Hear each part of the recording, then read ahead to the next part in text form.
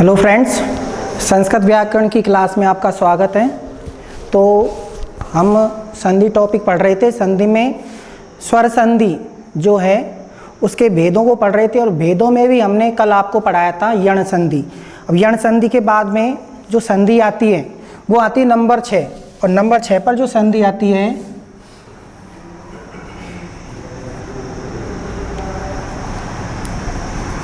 वो आती है पूर्व रूप संधि।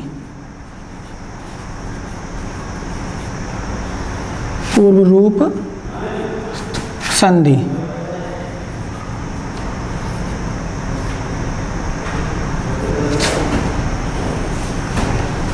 पूर्व रूप संधि। अब देखिए,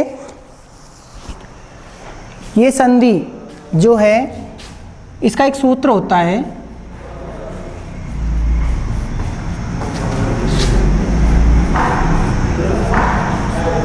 एंग है पदांता दति। एंग है पदांता दति। अब ये सूत्र क्या कहता है, यहां पर एंग प्रत्याहार आ रहा है। एंग प्रत्याहार। अब एंग प्रत्याहार में कौन कौन से वर्ण आते हैं? एंग प्रत्याहार में जैसा कि हम पहले बता चुके हैं, तो एंग प्रत्याहार में वर्ण आते हैं ए और ओ। ये दो वर्ण आते हैं एंग प्रत्याहार में। और इसके बाद में दे रखा है यहाँ पर पदांता दति। पदांता दति का मतलब होता है पदांतात अति, अर्थात पदांत का मतलब होता है पद के अंत में। पदांत का मतलब होता है पद के अंत में। तो ये सूत्र क्या कहता है कि यदि पद के अंत में एंग प्रत्याहार के वर्ण हो, एंग प्रत्याहार में जैसा कि आपको बता रखा है ए और ओ, इनमें से कोई भी यदि वर्ण हो और इनके बाद में ए आता हो, इनके बाद में क्या आता हो? ए, तो वहां पर एंग प्रत्याहार और ए दोनों में से, यानी पूर्व रूप और पर रूप दोनों के स्थान पर पूर्व रूप एकादेश हो जाता है। और बाद में जो ए आता है, बाद में जो ए वर्णांत का जो ए है, वहां पर ए के स्थान पर अवग्रह चिन्ह या संकेत सूचक हो जाता है। जैसे ये क्या कहता है, यदि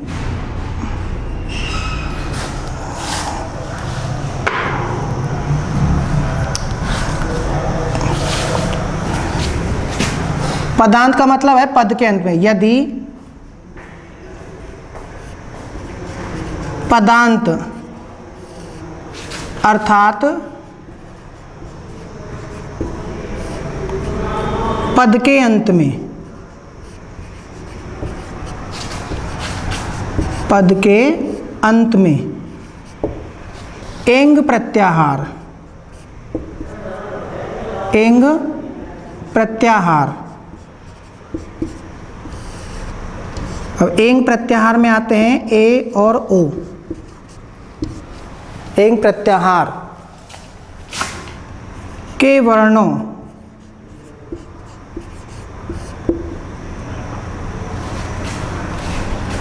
यदि पदांत अर्थात पद के अंत में एंग प्रत्याहार ए और ओ के वर्ण हों,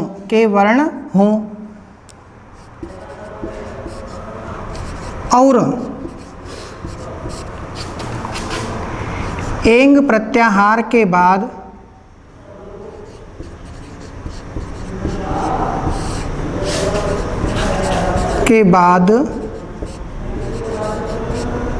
ए हो,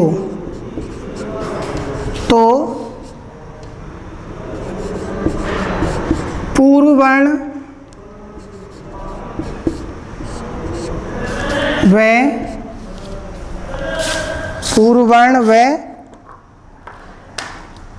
परवर्ण, पूर्व वर्ण व परवर्ण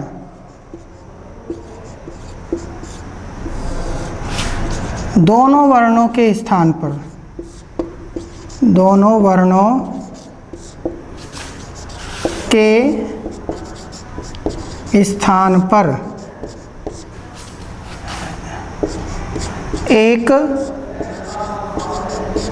पूर्व रूप आदेश,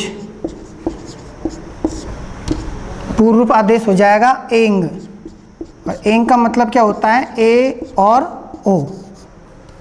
पूर्व रूप आदेश हो जाता है एंग, और एंग का मतलब जैसा ही बता रखा है ए और ओ हो जाता है, या कर देते हैं।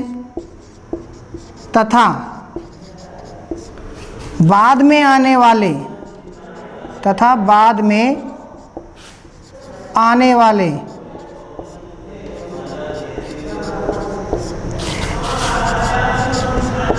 ए के स्थान पर, बाद में आने वाले ए के स्थान पर अवग्रह चिन्ह,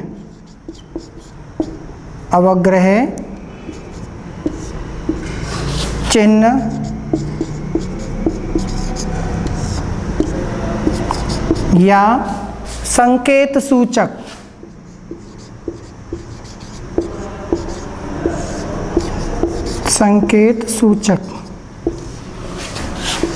इस तरीके से कर देते हैं।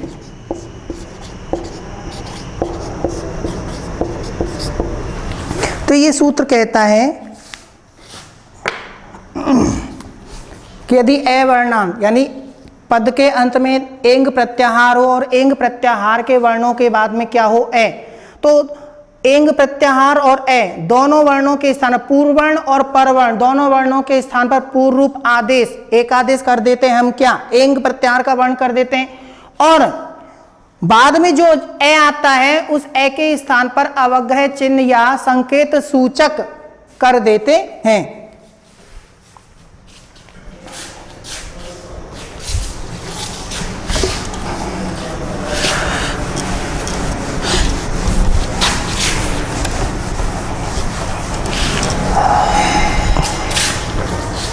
जैसे परिभाषा में जो बताया उसको हम बता रहे हैं। जैसे पदांत, पद के अंत में बताया था, और पद के अंत में बताया था आपको एंग प्रत्याहार के वर्ण, एंग प्रत्याहार, और एंग प्रत्याहार में वर्ण आए थे ए और ओ। और इसके बाद में क्या बताया था? ए। इसके बाद में क्या होगा? ए। तो देखिए यहाँ पर ये तो हो गया पूर्ववर्ण और ये हो गया परवर्ण। तो दोनों वर्णों के स्थान पर, पूर्ववर्ण और परवर्ण दोनों वर्णों के स्थान पर हम क्या कर देंगे? पूर्व रूप आदेश हो जाएगा। पूर्व रूप संधि पढ़ रहे हैं तो पूर्व का मतलब होता है पहले वाला वर्ण, अर्थात पूर्व रूप आदेश हो जाएगा। पूर्व रूप आदेश हो जाएगा तो क्या हो जाएगा? ए और ओ हो जाएगा, ठीक है। और बाद में जो ए आ रहा है इस ए के स्थान पर बन जाता है, इस तरीके से ये चिन्ह बन जाता है। और इस चिन्ह को हम संस्कृत भाषा में जो बोलते हैं इसको बोलते हैं अवग्रह चिन्ह या संकेत सूचक, अवग्रह चिन्ह या संकेत सूचक।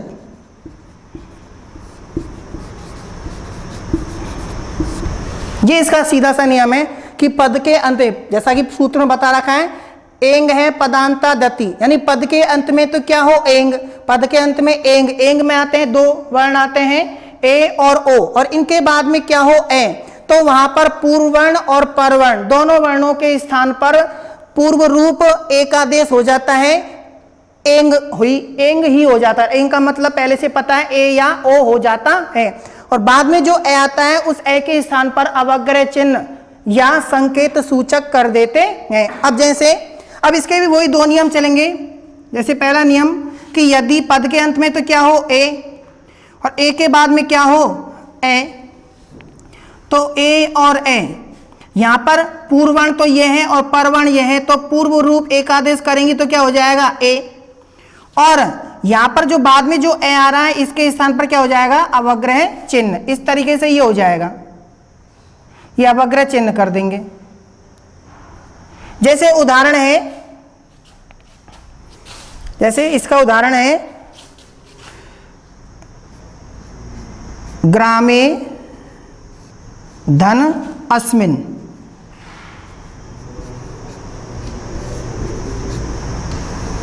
ग्रामे धन अस्मिन। अब देखिए दो पद दे रखे हैं, पूर्व पद तो यह है और अंतिम उत्तर पद ये है। पद के अंत में देखिए यहां पर क्या आ रहा है? में क्या आ रहा है? ए स्वर मिला हुआ है, अर्थात पद के अंत में क्या आ गया? यहां पर ए आ गया, और ए के बाद में क्या आ गया? यहां पर ए। नियम जो बताया वही इसका उदाहरण है। तो देखिए इस ग्राम के मैं को हमने हलंत कर दिया, इसमें से ए जो स्वर है उसको अलग कर दिया, बाद में क्या आ रहा है अस्मिन, अस्मिन, ठीक है। अब देखिए सॉरी इसको अलग करके लिख देते हैं जिससे समझ में नहीं आ जाएगा आपको। अस्मिन, ये ए और बाद में आ रहा है स्मिन, ठीक है। अब देखिए स्थिति जो हमने बता रखी है वही स्थिति यहां पर है या नहीं है ना। तो देखो ए के बाद में क्या आ रहा है ए आ रहा है। अब देखिए ये तो है पूर्ववर्ण और ये है परवर्ण, तो पूर्ववर्ण और परवर्ण दोनों वर्णों के स्थान पर पूर्व रूप एक आदेश करेंगे तो क्या हो जाएगा ए, ये ए कर दिया, ठीक है। और बाद में जो यहां पर ए आ रहा है इस ए के स्थान पर क्या कर देंगे हम अवग्रह चिन्ह कर देंगे, तो ये हमने ये अवग्रह चिन्ह कर दिया, ठीक है। अब सबको मिलाएंगे तो ग्राम में कैसा है हलंत है, इसके बाद में क्या आ रहा है ए, फिर क्या आ गया अवग्रह चिन्ह आ गया और फिर आ रहा है स्मिन, ठीक है। अब सबको मिला लीजिए ग्राम में हलंत है, एक ही ए स्वर इसमें मिला देंगे तो मैप हो जाएगा पूरा और ये बन जाएगा में, ठीक है। बाद में क्या आ रहा है ए, ये ए लिख दिया, अवग्रह चिन्ह ये ए का संकेत सूचक है, ये ए की स्वर को प्रदर्शित करता है अर्थात ए की ध्वनि को प्रदर्शित करता है। बाद में क्या आ रहा है स्मिन, तो शब्द बन जाएगा ग्रामेस्मिन, यानी पूर्व रूप एकादेश हमने एंग क्या कर दिया यहां पर ए कर दिया और बाद में जो ए है इसके स्थान पर अवग्रह चिन्ह बना दिया तो शब्द बन गया ग्रामे अस्मिन। ऐसे ही इसका दूसरा उदाहरण है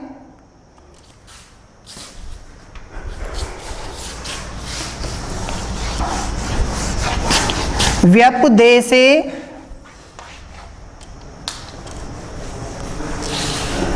व्यपदेशे धन अपि, व्यपदेशे धन अपि, ठीक है। अब यहां पे देख लिए व्यपदेशे यानी से में क्या आ रहा है पदंत में क्या आ रहा है यहां पर ए आ रहा है और ए के बाद में क्या आ रहा है यहां पर ए, अर्थात ए के बाद में ए आ गया तो यहां पर पूर्व रूप एकादेश हो जाएगा। किस तरीके से होगा व्यपदेश,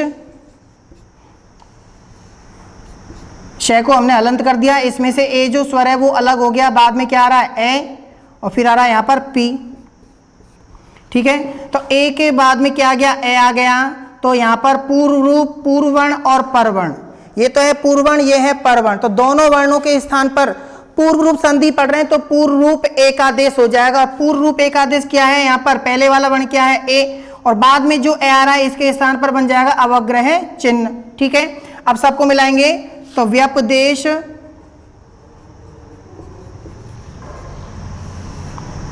धन से हलंत है, इसके बाद में क्या आएगा पूर्व रूप एकादेश ए कर दिया, बाद में क्या आ रहा है यहां पर ए और फिर आ रहा है यहां पर पी, सॉरी ये ए इस तरीके से अवग्रह चिन्ह आएगा, ये हमने अवग्रह चिन्ह कर दिया, ठीक है। अब सबको मिलाएंगे तो व्यपदेश व्यपदेश शे कैसा है हलंत है, ए स्वर जब इसे मिला देंगे तो क्या बन जाएगा से पूरा हो जाएगा, बाद में क्या आ रहा है ए, ये अवग्रह चिन्ह बना दिया, बाद में क्या आ रहा है पी, तो शब्द बन जाएगा व्यपदेशे अपि। तो कहने का मतलब यह है कि यदि पद के अंत में क्या होगा ए और ए के बाद में यदि ए आता है तो पूर्ववर्ण और परवर्ण दोनों वर्णों के स्थान पर पूर्व रूप एकादेश जब हम करेंगे तो क्या हो जाएगा ए हो जाएगा और बाद में जो ए आ रहा है उसके स्थान पर अवग्रह चिन्ह हो जाता है। ऐसे ही इसका दूसरा जो नियम है, दूसरा नियम है इसका, ये तो हमने ओ ए का बताया था, अब ऐसे ही दूसरा है इसका ओ का। तो ओ का किस तरीके से होगा नंबर 2 कि यदि पद के अंत में क्या हो ओ यानी एंग प्रत्याहार में से क्या हो ओ, दो वर्ण दे रखे हैं तो ए का पहले बता दिया, अब ओ का बता रहे हैं ओ और ओ के बाद में क्या हो ए, तो यहां पर पूर्ववर्ण और परवर्ण दोनों वर्णों के स्थान पर पूर्व रूप एक आदेश करेंगे तो क्या हो जाएगा, ओ हो जाएगा, और बाद में जो ए आ रहा है इसके स्थान पर क्या बन जाएगा, अवग्रह चिन्ह। जैसे उदाहरण देखेंगे इसका, जैसे उदाहरण है प्रबोधन अत्र, प्रबोधन अत्र, ठीक है। अब देखिए प्रभो भे में क्या आ रहा है, ओ स्वर आ रहा है, और ओ के बाद में क्या आ रहा है यहाँ पर ए, तो यानी ओ के बाद में ए आ रहा है, पूर्व वर्ण तो क्या आ रहा है ओ, और पर वर्ण आ रहा है यहाँ पर ए, तो यहाँ पर दोनों वर्णों के स्थान पर पूर्व रूप एक आदेश क्या हो जाएगा, ओ हो जाएगा। जैसे देखेंगे प्रे भे को हमने हलंत कर दिया आधा, इसके बाद में क्या कर दिया, ओ को अलग कर दिया, ओ स्वर जो है, इसके बाद में क्या आ रहा है ए, और फिर आ रहा है त्रे। यहां तक कोई दिक्कत। अब देखिए यहां पर पूर्व में तो क्या दे रखा है, यहां पर ओ, और पर में दे रखा है ए, तो दोनों वर्णों के स्थान पर पूर्व रूप एक आदेश करेंगे तो क्या हो जाएगा, ओ, ये ओ कर दिया। पूर्व रूप यानी पहले वाला वर्ण कर देंगे, पूर्व रूप संधि पढ़ रहे हैं इसलिए, और बाद में जो ए आ रहा है इसके स्थान पर क्या कर देंगे हम, अवग्रह चिन्ह, ये हमने चिन्ह बना दिया, ठीक है। अब सबको मिलाएंगे, इधर लिख देता हूं, नीचे जगह कम है, तो प्रे, इसके बाद में क्या आ रहा है भे, भे कैसा है, हलंत है, इसके बाद में क्या आ रहा है यहाँ पर, अब ओ आ रहा है, ये ओ लिख दिया, इसके बाद में क्या आ रहा है यहाँ पर अवग्रह चिन्ह, तो ये अवग्रह चिन्ह बना दिया, बाद में क्या आ रहा है त्रे। तो अब सबको मिला लीजिए, प्रे भे में ओ की मात्रा जोड़ेंगे, अर्थात स्वर को लगाएंगे तो भे तो हो जाएगा पूरा, और ये ओ जो स्वर है इसमें मिल जाएगा, प्रे भो बन गया। बाद में क्या आ रहा है ए, और फिर आ रहा है त्रे, तो शब्द क्या बन जाएगा, प्रभो अत्र, क्या बनेगा यहाँ पर, प्रभो अत्र। तो इसी तरीके से इसका दूसरा उदाहरण देखेंगे, जैसे गर्दभो धन अयम,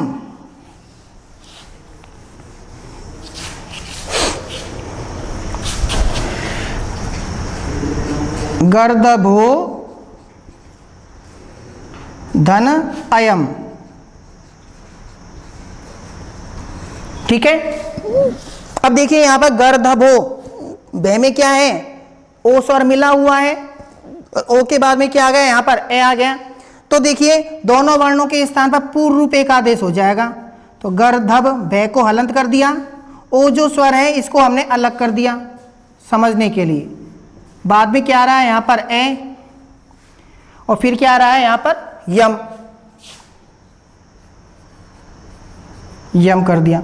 अब देखिए पूर्व में तो क्या आ रहा है ओ, और बाद में क्या आ रहा है यहां पर ए, तो पूर्व वर्ण तो ये है, पर वर्ण ये है, तो दोनों वर्णों के स्थान पर पूर्व रूप संधि पढ़ रहे हैं, तो पूर्व रूप एक आदेश हो जाएगा, और वो क्या हो जाएगा ओ, ये ओ कर दिया।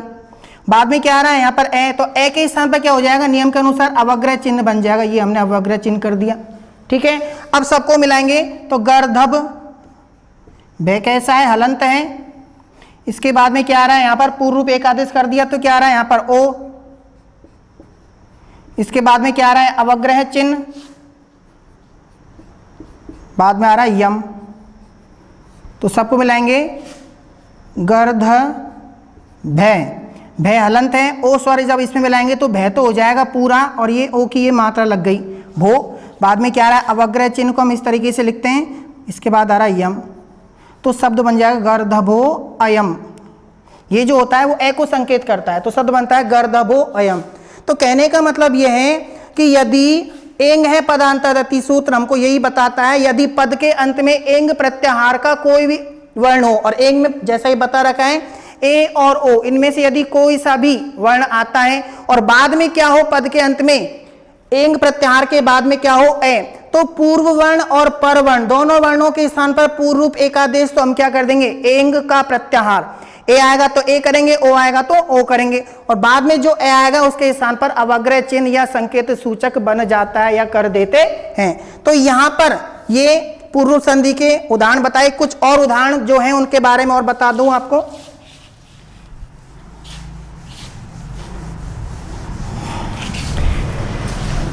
अब हम इनको सीधा बना सकते हैं, तो सो धन अपि, इसको संदिग्ध पद बनाएंगे तो क्या बन जाएगा सो अपि। ऐसे ही शाश्वतो धन अयम, तो शब्द बन जाएगा शाश्वतो अयम।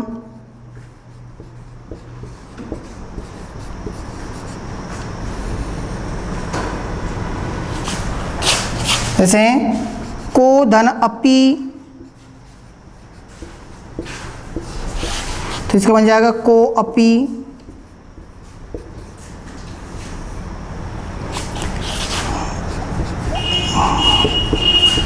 गुरो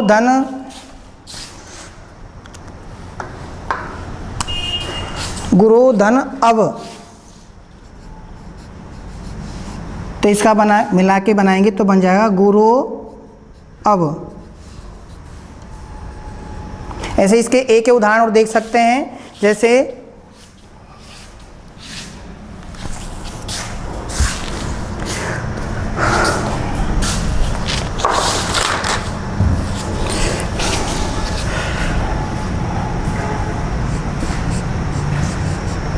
ग्रामे धन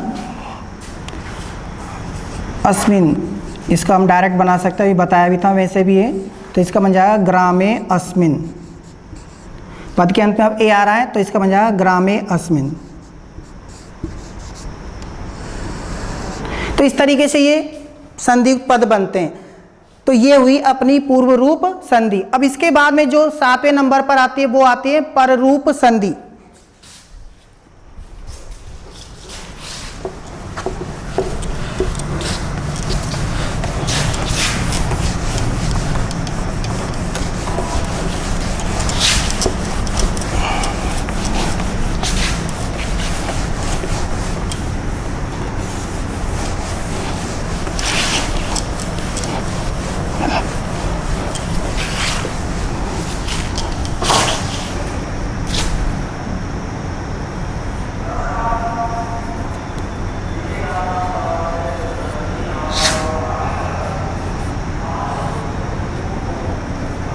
पररूप संधि।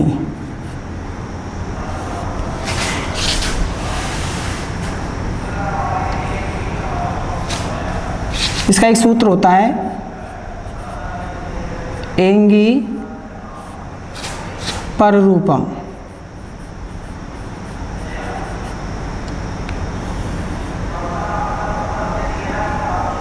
एंगी पररूपम।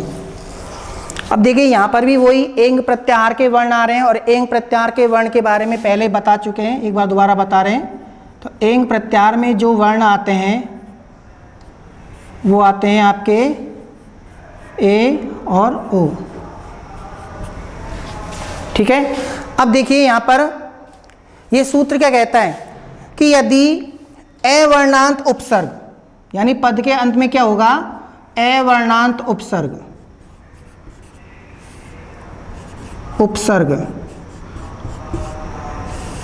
यानी ऐसा पद होगा जिस पद के अंत में ए का उच्चारण आता हो, जो पद भी कैसा होगा, उपसर्ग होगा, यानी अवर्णांत उपसर्ग के बाद में, उपसर्ग के बाद में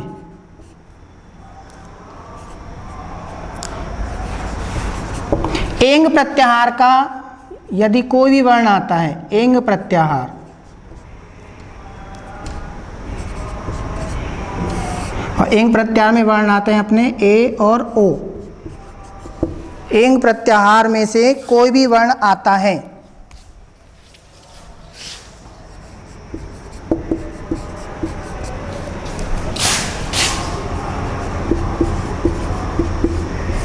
कोई भी वर्ण आता है तो वहाँ पर पूर्व वर्ण व परवर्ण, पूर्व वर्ण व परवर्ण दोनों वर्णों के स्थान पर, दोनों वर्णों के स्थान पर। अब यहाँ पर पररूप संधि पढ़ रहे हैं तो दोनों वर्णों के स्थान पर क्या हो जाएगा, पररूप एकादेश हो जाएगा, पररूप एकादेश हो जाता है।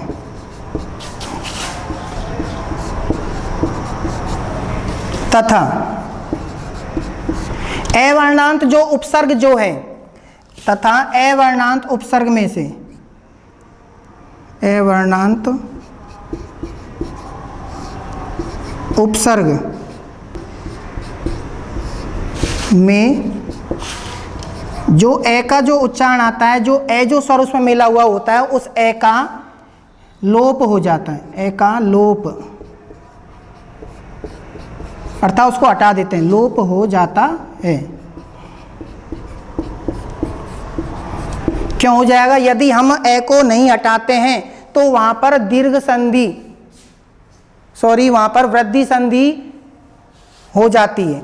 अब देखो कैसे, इसे नियम क्या कह रहा है, दोबारा देख लीजिए कि यदि पद के अंत में यानी अवर्णांत उपसर्ग हो, ऐसा उपसर्ग जिसमें ए का उच्चारण आता हो और बाद में क्या हो, उसके एंग प्रत्याहार हो, एंग प्रत्याहार में वर्ण आते हैं ए या ओ में से कोई भी यदि वर्ण आता है तो वहां पर पूर्व वर्ण और परवर्ण दोनों वर्णों के स्थान पर पूर्व रूप एक आदेश तो क्या कर देते हम, एंग प्रत्याहार के वर्ण जो कर देते पूर्व एक आदेश कर देते हैं।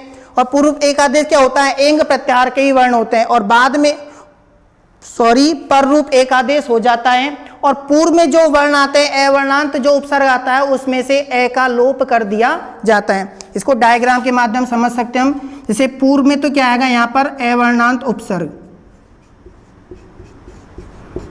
अवर्णांत उपसर्ग, और बाद में क्या आएगा यहाँ पर एंग प्रत्याहार का वर्ण, और एंग प्रत्याहार में वर्ण आते हैं ए और ओ।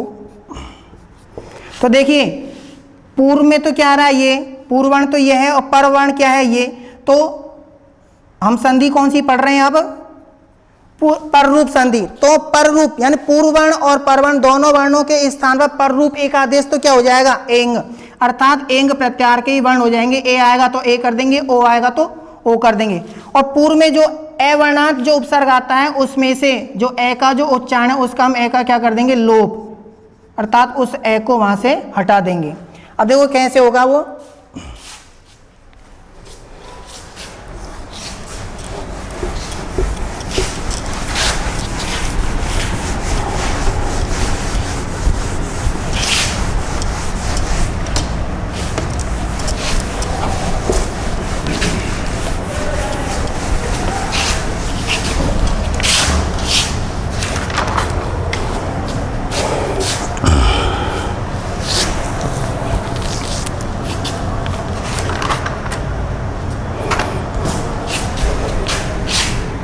जैसे हम पहले एक का नियम देखेंगे कि यदि ए हो, यानी पहले तो क्या हो, अवर्णांत उपसर्ग, अवर्णांत उपसर्ग, और बाद में क्या हो, एंग प्रत्याहार का वर्ण हो अपने पास में ए, ये ए, तो पूर्ववर्ण और परवर्ण दोनों वर्णों के स्थान पर पररूप एक आदेश तो क्या हो जाएगा, ए, और पूर्व में जो ए आ रहा है इस ए का क्या हो जाएगा, लोप हो जाएगा, अर्थात इसको यहाँ से हटा देंगे, लोप।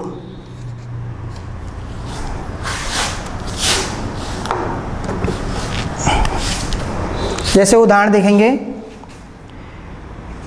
प्रे धन एजते।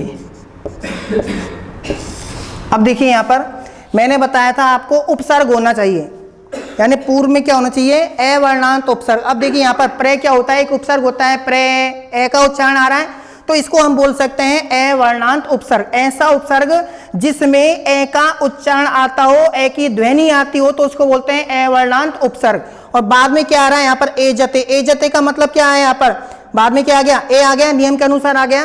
तो यहाँ पर जो पूर्ववर्ण और परवर्ण दोनों वर्णों के स्थान पर हम पररूप संधि पढ़ रहे हैं तो पररूप एक आदेश हो जाएगा। और पूर्व में जो ए आएगा, इस यहाँ पर जो ए आ रहा है, पेरे में जो ए आ रहा है, प्रे, इस ए का क्या हो जाएगा, लोप हो जाएगा, अर्थात इस ए को यहाँ से हटा देंगे। किस तरीके से करेंगे, जैसे प्रे, प्रे को हमने अलंत कर दिया, इसमें से ए जो स्वर है वो अलग हो गया, बाद में क्या आ रहा है, ए, और फिर आ रहा है जते।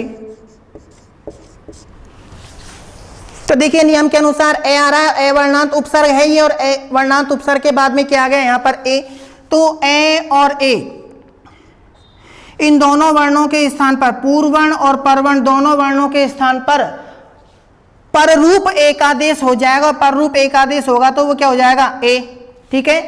और पूर्व में जो ए आ रहा है इस ए का क्या हो जाएगा ये लोप, अर्थात इसको हमने यहां से हटा दिया, क्योंकि यदि हम इस ए को नहीं हटाते हैं तो ए या आ के बाद में ए या आई में से जब कोई भी वर्ण आता है तो यहां पर अपवाद रूप वृद्धि संधि भी हो जाएगी। तो इसलिए यहां पर जब ए ही नहीं रहेगा तो वृद्धि संधि होगी नहीं, ठीक है।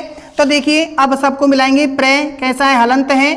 इसके बाद में क्या आ गया, अब ए तो यहां से हट गया, इसके बाद आ रहा है ए और फिर आ रहा है जते। तो सबको मिलाएंगे तो प्रे में ए स्वर मिल जाएगा तो क्या बन जाएगा प्रे, इसके बाद में क्या आ रहा है जते, तो शब्द बन जाएगा प्रे जते। इसी का एक उदाहरण और देखेंगे, जैसे प्रे धन एषणम,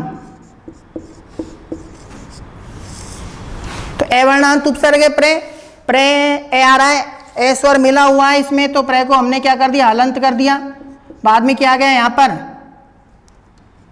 ये ए जो स्वर है उसको अलग कर दिया, बाद में आ गया इसके ए और फिर आ रहा है क्षणम, ठीक है। अब ए के बाद में क्या आ गया ए आ गया, तो यहां पर पूर्ववर्ण और परवर्ण दोनों वर्णों के स्थान पर हमने पर रूप एक आदेश तो क्या कर दिया ए कर दिया, और जो ए जो आ रहा है इस ए के स्थान पर ये कर दिया अवग्रह, सॉरी इसका लोप कर दिया। लोप का मतलब इस ए को यहां से हटा दिया। अब सबको मिलाएंगे, प्रे कैसा है हलंत है, बाद में क्या आ रहा है ए और फिर आ रहा है क्षणम, तो सबको मिलाएंगे प्रे में ए स्वर को मिलाएंगे तो क्या बन जाएगा प्रे, फिर आ रहा है क्या यहाँ पर क्षणम, तो शब्द बन जाएगा प्रेषणम। तो इस तरीके से ये ए वर्णांत उपसर्ग के बाद में ए आता है तो दोनों वर्णों के स्थान पर रूप एक आदेश क्या हो जाएगा ए, और जो ए आता है पूर्व में उस ए के मतलब ए का क्या हो जाता है लोप हो जाता है। ऐसे इसका दूसरा नियम क्या कहता है कि ए वर्णांत उपसर्ग के बाद में यदि ओ आता है, ए वर्णांत उपसर्ग के बाद में यदि ओ आता है तो वहां पर दोनों वर्णों के स्थान पर पूर्ववर्ण और परवर्ण दोनों वर्णों के स्थान पर पूर्व पर रूप एक आदेश, और पर रूप एक आदेश क्या हो जाएगा ओ, ये नियम बता रहा है ये, और इसमें पर रूप एक आदेश करेंगे तो क्या हो जाएगा ओ हो जाएगा। कैसे होगा उदाहरण में देखेंगे, जैसे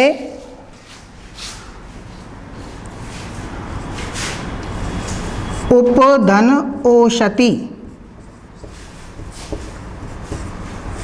ठीक है। अब देखिए उप एक उपसर्ग होता है तो ए वर्णांत उपसर्ग है, और उपसर्ग में इस यहां पर ए आ रहा है तो इसको ए वर्णांत उपसर्ग बोल सकते हैं और है भी। अब बाद में क्या आ रहा है यहां पर ओ आ रहा है, तो देखिए उप का पे हमने हलंत कर दिया, इसमें से ए जो स्वर है उसको अलग कर दिया, बाद में क्या आ रहा है ओ और फिर आ रहा है क्षति, ठीक है। तो ए के बाद में क्या आ गया यहां पर ओ आ गया, जैसा कि नियम में बता रहा है ए वर्णांत उपसर्ग और ओ, तो दोनों वर्णों के स्थान पर ये तो होता है पूर्ववर्ण और ये होता है परवर्ण, दोनों वर्णों के स्थान पर रूप एक आदेश करेंगे तो क्या हो जाएगा ओ, और ये जो ए आ रहा है इसका क्या हो जाएगा यहाँ पर लोप हो जाएगा। क्यों, यदि ए के बाद में ओ आता है तो वहां पर कौन संधि हो जाती है वृद्धि संधि हो जाती है, तो इसलिए यहाँ पर ए इसका लोप हो जाता है।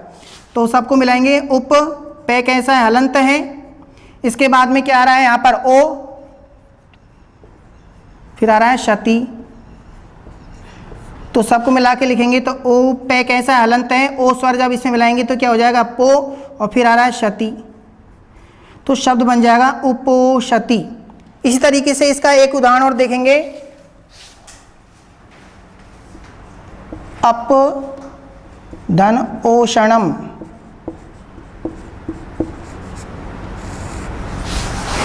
अप उपसर्ग होता है तो इसको ए वर्णांत उपसर्ग कह सकते हैं। तो अप के पे में क्या कर दिया हमने हलंत कर दिया, इसके बाद में क्या आ गया ए, फिर आ रहा है क्या यहाँ पर ओ और इसके बाद में आ रहा है क्या क्षणम। तो ए के बाद में ओ आ गया पूर्ववर्ण और ये परवर्ण, ये पूर्ववर्ण और ये परवर्ण, तो दोनों वर्णों के स्थान पर रूप संधि पढ़ रहे हैं तो पर रूप एक आदेश तो क्या हो जाएगा ओ, और बाद पूर्व में जो ए आ रहा है इसका क्या हो जाएगा लोप, यहाँ से ये ए हट जाएगा। सबको मिलाएंगे, अप पे हलंत है, ए यहाँ से हट गया, बाद में क्या आ रहा है यहाँ पर ओ और फिर आ रहा है क्षणम। सबको मिलाएंगे तो ए पे हलंत है, ओ स्वर जब इसमें मिलाएंगे तो कितना हो जाएगा पो और फिर आ जाएगा क्षणम, तो शब्द बनेगा अपोषणम। तो कहने का मतलब ये है कि यदि ए वर्णांत उपसर्ग के बाद में एंग प्रत्याहार का कोई भी वर्ण हो, और एंग में आते हैं ए और ओ, तो पूर्ववर्ण और परवर्ण दोनों वर्णों के स्थान पर पर रूप एक आदेश तो क्या हो जाएगा, एंग प्रत्याहार का वर्ण होगा, जो ए आएगा तो ए कर देंगे और ओ आएगा तो ओ कर देंगे, और पूर्व में जो ए आता है उसका लोप हो जाता है। तो यही होती है पररूप संधि। तो दोस्तों इस वीडियो में यदि आपको कहीं भी कोई कमी लगे या कुछ समझ में नहीं आए तो आप कमेंट बॉक्स में लिखें, शेयर करें, और इससे आगे जो है हम एक सूत्र और होता है इस पररूप संधि में, तो उसके बारे में कल बताएंगे, और अगले वीडियो में फिर हम आपको व्यंजन संधि के बारे में बताएंगे, क्योंकि यहाँ पर ये जो स्वर संधि के जो भेद हैं 7 भेद वो कंप्लीट होते हैं। 8वां जो भेद होता है प्रकृति रूप संधि वो आपके कोर्स में नहीं है, तो उसके बारे में हम जानकारी नहीं करेंगे। धन्यवाद।